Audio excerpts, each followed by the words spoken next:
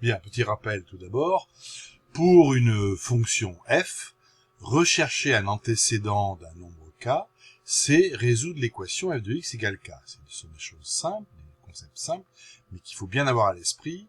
La recherche d'un antécédent et la résolution d'équations sont deux notions étroitement liées. Le problème, c'est que lorsque la fonction est trop complexe, on ne sait pas toujours résoudre cette équation. J'ai pris un exemple. Si je veux résoudre l'équation x exposant 4, moins 3,5x au cube, plus 2,56x au carré, plus 1 égale 3. C'est donc, d'après ce que je viens de dire, trouver le ou les antécédents de 3 par cette fonction définie f de x égale x exposant 4, moins 3,5x exposant 3, plus 2,56x au carré, plus 1. Le problème, c'est que cette équation-là, je ne sais pas la résoudre de manière algébrique simple. Je ne sais pas. Donc, il va falloir trouver un autre moyen pour essayer de trouver ces solutions, ces fameux antécédents de 3. C'est là où le théorème des valeurs intermédiaires, et encore plus son corollaire, interviennent.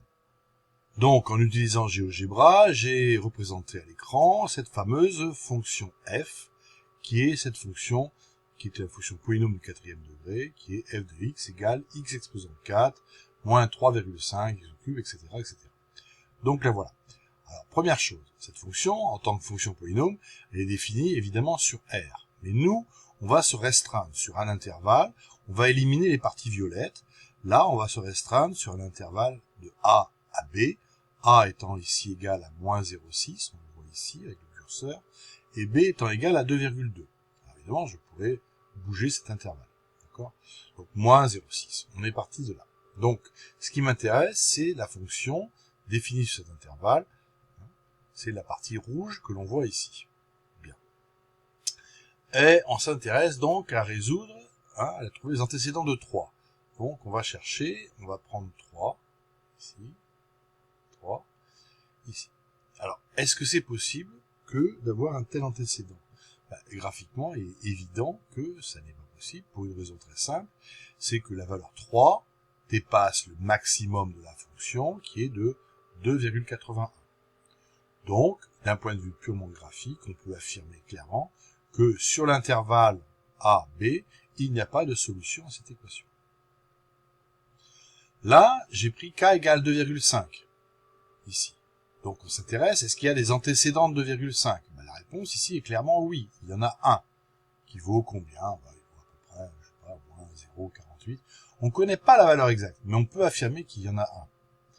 Évidemment, la situation est plus complexe, si je descends par exemple ici, puisque là, on n'a pas une solution, mais on en a 3. Donc, suivant la valeur de k, eh bien, on peut avoir une solution, ou on peut en avoir 2, 3, ou même, on l'a vu, aucune. Bien. Qu'est-ce qui nous permet d'affirmer ça? Eh bien, la première raison, c'est qu'il n'y a pas de trou dans la raquette, c'est-à-dire qu'en fait, que ma fonction f, elle est continue. Donc, on peut la tracer d'un seul trait. Donc, ce travail que je fais de parcours ici peut se faire sans avoir de problème de trou éventuel. Ça, c'est la première notion. Le truc, c'est quoi? C'est qu'en fait, le renseignement que j'obtiens est assez pauvre. Parce que le renseignement, c'est de dire quoi? Des fois, on a un antécédent, des fois, on en a 2, des fois, on en a 3. Et ça, c'est pas mal. C'est une information intéressante. Mais c'est pas non plus une information extrêmement précise. Et donc, c'est pour ça que plutôt que le théorème des valeurs intermédiaires, on va s'intéresser au corollaire du théorème des valeurs intermédiaires, qui consiste à dire, plutôt que de placer sur un intervalle comme ça, plaçons-nous sur un intervalle sur lequel on est sûr que la fonction est monotone. Alors, par exemple, je vais prendre l'intervalle ici, je vais partir de là, tac, ici, égal à 0,9, et ici, là, je pars ici, pardon. Là. Sur cet intervalle-là, qui est l'intervalle 0,92, ma fonction est toujours continue, très important, mais de plus, elle est strictement monotone, elle est strictement décroissante. Et bien là, l'information que l'on peut avoir est beaucoup plus précise. Par exemple, pour k égale à 0,4, il n'y a pas de solution, c'est une évidence. Mais si je fais par exemple k est égal à 0,7, on a une solution, Et surtout, on n'en a qu'une seule, car la fonction est strictement monotone. Donc on est assuré qu'il n'y aura qu'une solution.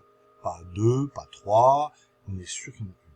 C'est pour ça que ce corollaire nous intéresse beaucoup.